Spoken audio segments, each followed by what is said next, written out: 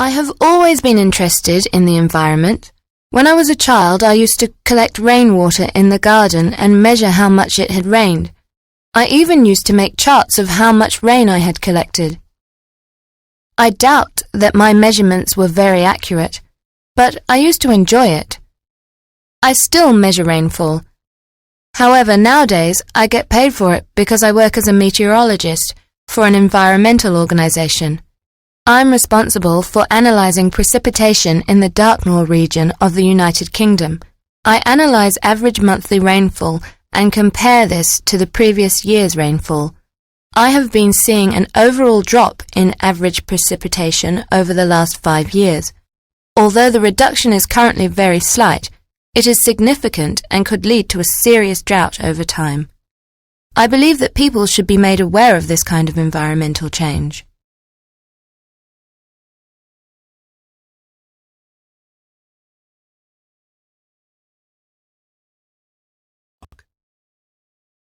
As a professional soccer player, it is essential for me to keep my body in tip-top condition. However, last season I found that I was getting a lot of injuries which, although not serious, were preventing me from playing my best. Several months ago, my personal trainer suggested taking up yoga. At first, I really wasn't keen on the idea because I had images of lots of people in contorted positions, and I didn't see how it would help me avoid injury. Anyway, I gave it a try and it immediately improved my game. My muscles are much more flexible and, more surprisingly, it has helped me deal with the stresses of a professional match. I have realized that a lot of my injuries were a result of stress. Soccer is mentally and physically draining. The meditation techniques I am learning in yoga help me calm down after a game, instead of feeling stressed and burnt out.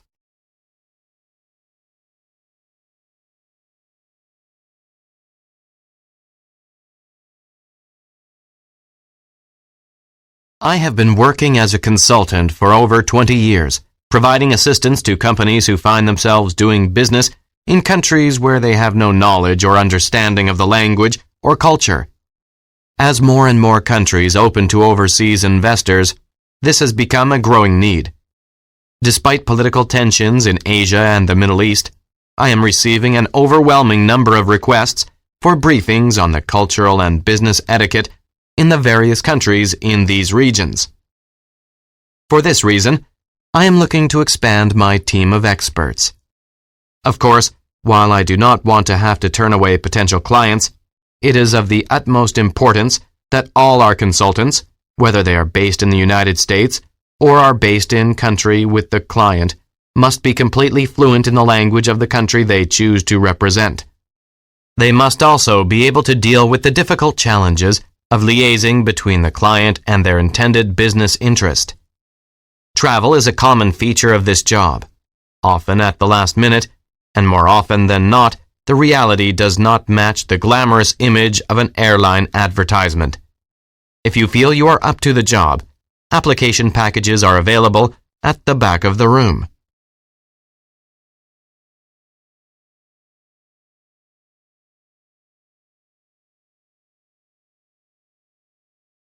We take it for granted these days that we have the right to go just about anywhere we want to in the world. If there is an airplane or a boat or someone we can pay to take us, then we will go there, no matter how far or remote the place is. However, have you ever stopped to think how harmful this is to the places we visit? Well, it is harmful. Tourism is destroying many of the beautiful places so many of us dream of visiting. Let me give you some examples. Did you know that the beaches of the Mediterranean have over 100 million visitors every year, but that all these visitors have made the Mediterranean the dirtiest sea in the world? Shocking, isn't it? And the ruins of Petra in Jordan are in danger of being destroyed by the thousands of tourists that go there every day. The ruins are made of a soft stone eroded by the footsteps of each visitor. Even hiking in the Alps can cause damage to the delicate ecosystem of the mountains, killing flora and fauna. So before you set out to see the wonders of the world, ask yourself, Is it really worth it?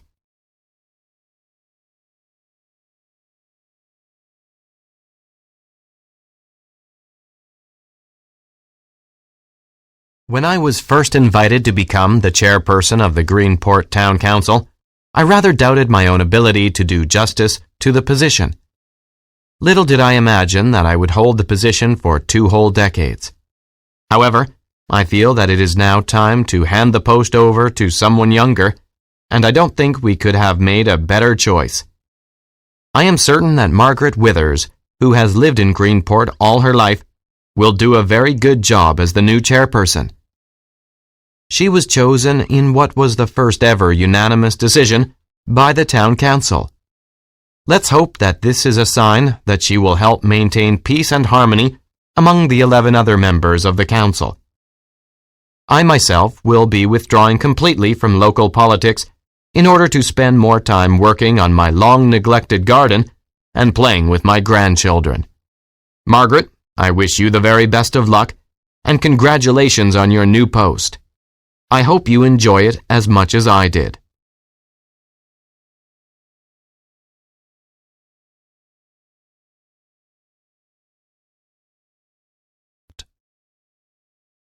Attention, please. Attention. All passengers for flight FE303 bound for New York, due to depart at 13:35. We regret to inform you of a change to this flight. Due to security reasons, this flight will no longer be departing at 13:35. Please listen for further announcements regarding the new departure time. We are very sorry for the inconvenience this may cause passengers. A new gate number for boarding will be posted as soon as we are able to confirm departure time. Again, for security reasons, flight FE303 will be delayed until further notice. Any passengers who are scheduled to take transfer flights upon arrival in New York, please make your way to the Foreign Eastern Airlines ticket counter located in the arrivals lounge on the first floor. They will be able to assist you in making arrangements in the event that you will be unable to make your connecting flight. In the meantime, Foreign Eastern Airlines invites all boarding pass holders for flight FE303 to visit the VIP lounge, where we will be serving a variety of cold drinks and snacks to passengers.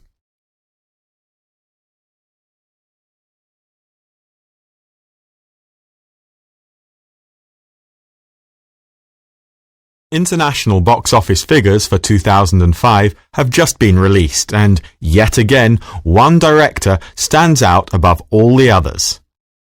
Albertus Grimvich is one of the most prolific directors of our times, but in his case, quantity certainly doesn't seem to harm quality. Although he released a total of 3 movies last year, as in the preceding 3 years, all of them were both critical and box office successes. What I think is most remarkable is the rapid success of this Albanian film director. Just a few years ago, he confessed to knocking on his neighbours' doors begging for money to develop his projects. Nowadays, of course, major businesses knock on his door, asking to be allowed to sponsor his films, knowing that being associated with any work of his will bring great financial benefits. With this kind of backing, it is no wonder that he is able to produce such great movies.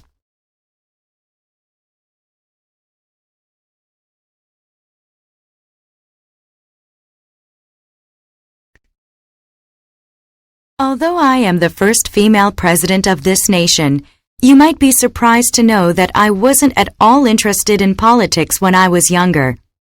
Just like many of you here today, when I too was a university student, I thought that politicians were just a bunch of old men doing things to please themselves, not to serve the people.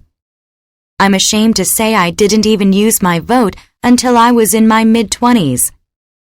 I regret that now, and I want to make sure that you don't make the same mistake. Hundreds and hundreds of people all over the world have lost and continue to lose their lives in order to secure the right to vote in fair elections in their countries. But here in our country, thousands of people just ignore their own right to vote. then those same people will turn around and complain about their local politicians. They complain about the government. Well, I'm not president just because I want to be. I'm here because some people voted for me. If you don't like this government, you are the only ones with the power to make a change. And you know how to do that, don't you?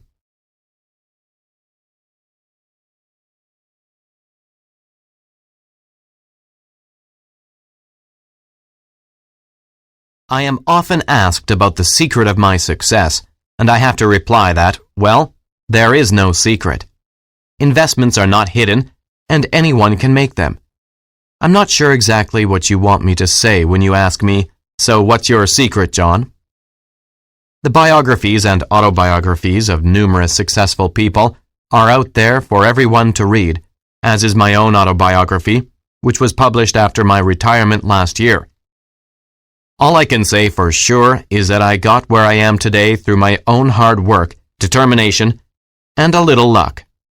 I do believe that no matter how much talent a person may have, and no matter how hard he or she works, it is likely to come to nothing without a little bit of dumb luck. It might be something as simple as being in the right place at the right time, reading the right newspaper article, and spotting an investment opportunity. My first lucky break came as a result of a conversation I overheard. While two of my rivals were busy arguing over who was going to make the pitch for their new concept, I noted down some of the names they mentioned and went directly to the people myself. Then I presented my own ideas, beating them to it.